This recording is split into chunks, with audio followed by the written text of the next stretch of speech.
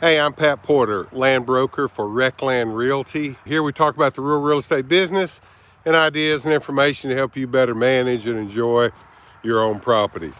I'm out here on a piece of property right now, a little bit embarrassed to even put this video up, but hey, I try to tell you the truth. I'm out here flying a drone on this property, thinking I already had done it. I came out here 3 or 4 days ago, flew the drone on that property, not this property, and it occurred to me yesterday, man, I was off on flying the drone. So back out here today, I'll get it flown, get it done right. The thing is, I could have posted all that drone imagery and video and nobody would have ever known the difference.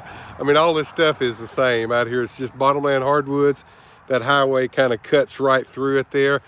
And the property that I flew accidentally is adjacent to this property. It all looks the same, especially from 300 feet in the air. So I'm kind of a goober, I know.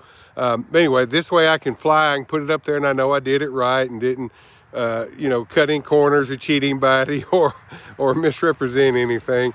But yeah, big time land broker, kind of a goober.